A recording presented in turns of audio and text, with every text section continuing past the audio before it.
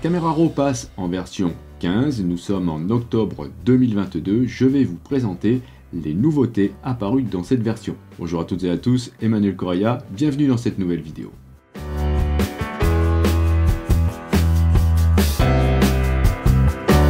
Je vais tout de suite vous montrer une chose que je ne peux pas vous montrer, justement. Pourquoi? Parce que dans cette version de Camera Raw, si vous êtes sur PC, vous n'avez pas cette option, mais vous l'avez sur Mac. Et ça concerne quoi en fait?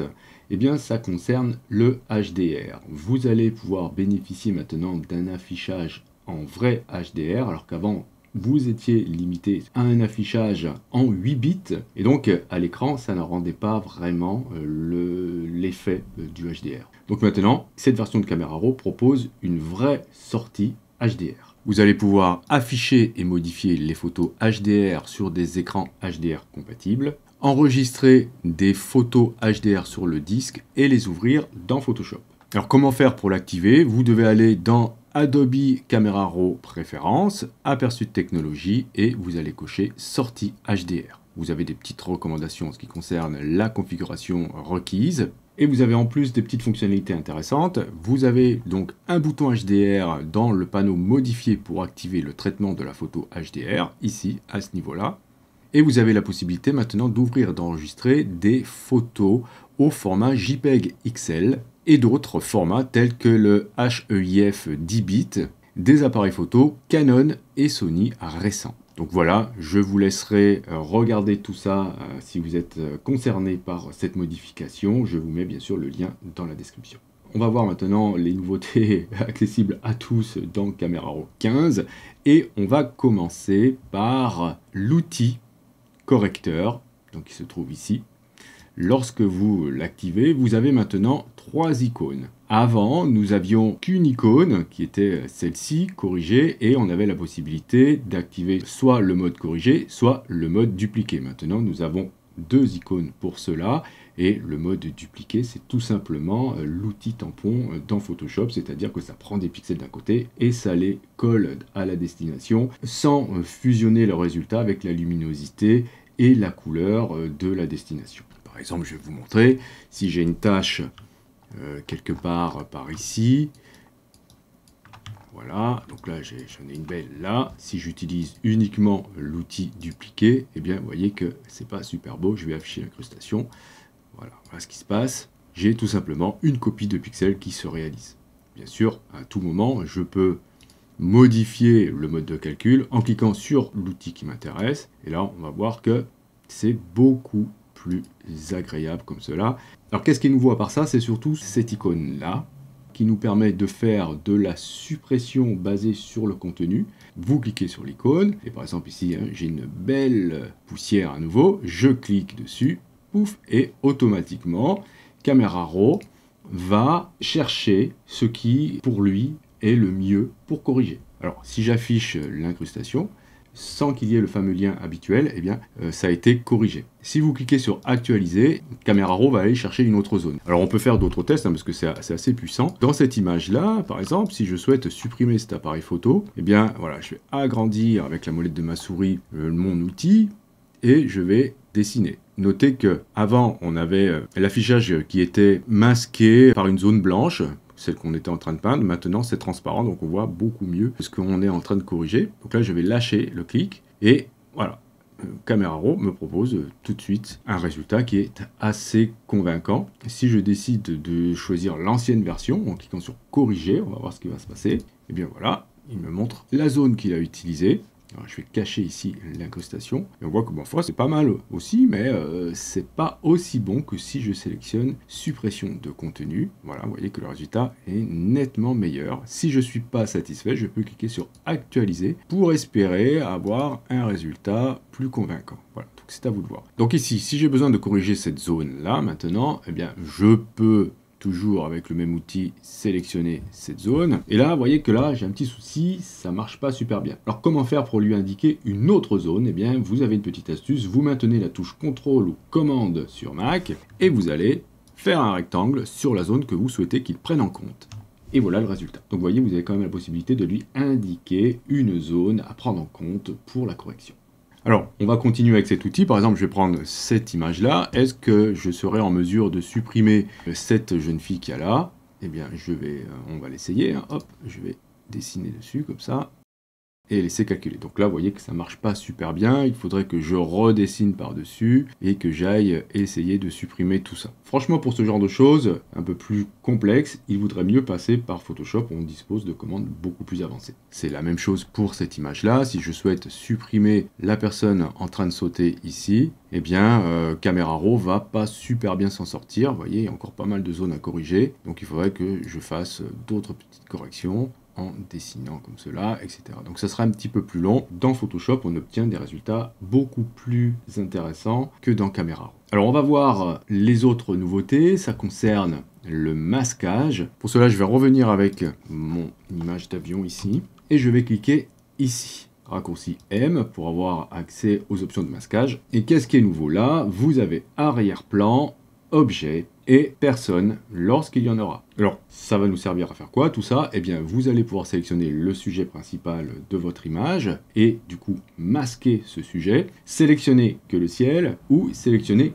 que l'arrière-plan. Alors, sujet et arrière-plan sont intimement liés puisque la sélection de l'arrière-plan, c'est ni plus ni moins que l'inversion de la sélection de sujet. Donc là, qu'est-ce qu'on pourrait faire? Par exemple, si je souhaite apporter un petit peu plus de densité à mon ciel, je peux cliquer sur ciel et voilà, j'ai le ciel qui a été masqué. Je me retrouve maintenant, vous voyez ici, avec la possibilité de faire des réglages sur cette zone grâce au masque. Et chose hyper intéressante, on a accès au réglage courbe, voilà, ce qui n'était pas possible au préalable. Donc là, je pourrais, par exemple, d'abord vérifier que tout est correctement masqué. Je peux afficher le masque en changeant la prévisualisation du masque. Notez que vous avez ici la couleur d'incrustation du masque. Si vous cliquez dessus, vous pouvez modifier celle-ci si vous ne voyez pas très bien où se situe votre masque parce que vous avez une couleur déjà identique au masque dans votre image. Vous pouvez modifier l'opacité et vous pouvez dire que l'indication de la couleur c'est quoi? C'est les zones affectées ou les zones non affectées. Bon, tout ça existait déjà, mais bon, c'est un petit rappel. Et vous avez la possibilité, en cliquant sur les trois petits points, de modifier l'affichage du masque. Donc vous pouvez vous mettre en blanc sur noir pour voir, voilà,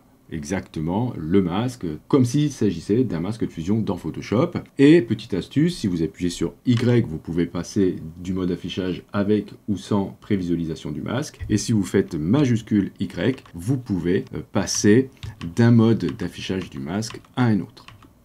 Donc là, qu'est-ce que je pourrais faire? Je pourrais déjà ne pas afficher l'incrustation. Je pourrais modifier la correction du voile ici. Voilà, on augmente un petit peu, donc il y a beaucoup de corrections de poussière à faire, là c'est évident. Je pourrais du coup peut-être ajouter un petit peu de texture, bon je vais pas aller trop loin, mais vous avez compris le truc, et peut-être un petit peu désaturer le ciel, voilà, très bien. Bon, alors maintenant, si je demande à sélectionner le sujet de l'image, je peux ici donc cliquer sur le petit plus pour avoir accès aux autres possibilités de sélection de masque. Et j'ai ici par exemple sélectionné un sujet. Voilà, donc le sujet a été pas mal sélectionné. Si vous voyez que vous avez des zones qui manquent, vous pouvez toujours ajouter ces zones en cliquant sur ajouter. Et vous pouvez soit dessiner, soit alors utiliser la nouvelle commande qui est sélectionner des objets. Donc ici, je vais regarder, une fois que j'ai sélectionné cette commande, avoir accès à des outils, soit je dessine directement, soit j'ai la possibilité d'entourer, faire une sélection par un rectangle, la zone à sélectionner. Donc par exemple, cette zone ici n'est pas sélectionnée, je l'entoure avec un rectangle, et Camera Raw, hop, voilà, va me remplir cette zone. Il en était de même si vous avez fait attention à la qualité de mon masque de ciel. Ici, vous voyez que on a quand même pas mal d'avions qui est ajouté dans ce masque. Donc je peux demander à l'afficher en noir et blanc, ça sera plus simple. Voilà, et là, je vais dire de soustraire ici toute cette zone. Donc je vais cliquer ici sur soustraction et je vais choisir sélectionner des objets. Et là encore, je vais prendre l'outil rectangle et je vais dire que tout ça là, tu me le prends pas en compte dans le ciel. Et voilà, donc ça sera beaucoup mieux. Pareil pour le bout de l'échelle ici. Ok, peut-être ça aussi. Et on peut continuer tout ça. Voilà, donc vous voyez, cette commande de sélection d'objets est extrêmement puissante et très efficace. Alors on va poursuivre avec les masques et du coup les personnes. Je vais prendre cette image-là. Et là, regardez, tout de suite, vous avez, lorsque vous êtes dans masque, les personnes qui sont recherchées dans la photo. Et chose hyper intéressante, on a maintenant l'ensemble des personnes qui ont été trouvées. Et vous allez voir que ça marche super bien. Je peux passer voilà, sur cette personne-là, vous voyez, à gauche, la personne 1, la personne 2, la personne 3, 4, 5, 7, etc. Donc on va en voir qu'il y a quand même des petits soucis, mais c'est pas super méchant. Par exemple, celle-ci, donc la deuxième, a les doigts ici de la personne 1 qui ont été inclus dans son corps. Eh bien, regardez ce que je peux faire. D'abord, cliquer sur la personne numéro 2 pour la sélectionner, et du coup ça va m'ouvrir une autre petite fenêtre avec des options supplémentaires pour affiner cette sélection. Et qu'est-ce que je vais pouvoir faire là? Je vais pouvoir dire c'est toute la personne que je sélectionne, et dans ce cas j'ai juste à cliquer sur créer pour du coup créer mon masque, ou bien non, j'ai la possibilité de dire que je veux sélectionner que la peau du visage, la peau du corps, les sourcils, le blanc de l'œil, l'iris, la pupille, etc., les lèvres, les dents et les fibres, en fait les cheveux. Moi je veux toute la personne, je vais cliquer sur créer. Je vais changer de mode d'incrustation, je vais demander couleur, et là, comment faire pour, du coup, enlever cette main, et je vais demander à prendre, cette fois-ci, sélectionner des objets, et je vais entourer la main. Et regardez comme ça, super bien marché. Je peux aussi, du coup, supprimer celle-ci, et voilà. Et maintenant, je vais pouvoir travailler sur la personne en question pour faire des modifications, je sais pas moi, de luminosité, d'exposition, etc., etc. Très très efficace. Alors, est-ce que ça fonctionne de dos? Donc j'ai sélectionné ici une image où on les voit tous de dos. Alors ça calcule, tranquillou, ça cherche. Et oui, vous voyez que ça les a bien trouvés. En revanche, si je clique sur la personne numéro 4 par exemple, pareil, vous voyez qu'il y a le bras ici de l'autre qui a été pris en compte. Là, je pourrais changer que la peau du corps et les cheveux. Alors, voyons voir maintenant si, avec une photo comme ça, on a des chances d'avoir la fourchette sélectionnée. Je vais demander ici de sélectionner le sujet de l'image. Donc, je clique ici sur « Sujet ». Et Camera Raw sélectionne la personne avec la fourchette, mais aussi avec la boîte de gâteau. Pour lui, c'est le sujet, et ma foi, il n'a pas tout à fait tort. Je vais supprimer ce masque, donc je clique ici sur les petits points, et je demande de supprimer masque 1. Très bien. Je voudrais maintenant plutôt sélectionner la personne, donc ici, elle me l'a trouvé là. Ok, donc je clique sur personne, et notez que celle-ci a bien été sélectionnée cette fois-ci, avec la boîte plus ou moins soustraite, mais la fourchette, elle, est toujours là. Donc comment faire? Eh bien, je demande d'abord à créer le masque, et ensuite je peux demander ici à soustraire,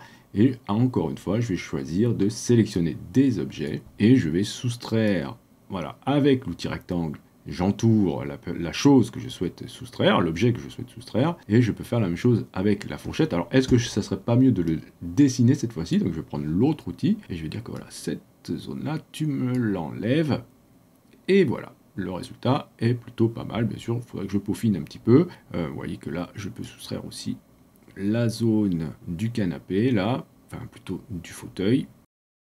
Mais franchement, l'outil rectangle fonctionne vachement bien.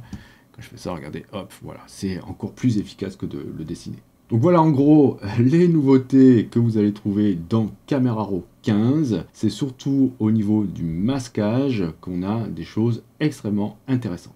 Je vous remercie d'avoir suivi cette vidéo. Si vous avez des questions, n'hésitez pas à le faire dans les commentaires. Si vous souhaitez soutenir cette chaîne, vous pouvez cliquer sur j'aime, c'est hyper important pour le référencement. Si vous souhaitez aller plus loin, vous pouvez cliquer sur le lien Utip présent dans la description de la vidéo. Et je remercie sincèrement toutes celles et ceux qui l'ont déjà fait. Et si vous n'êtes pas abonné, vous pouvez cliquer sur abonnez-vous. N'oubliez pas la petite clochette pour être averti des prochains cours, des prochains tutos. Justement, on se dit à la prochaine pour un autre cours ou pour un autre tuto.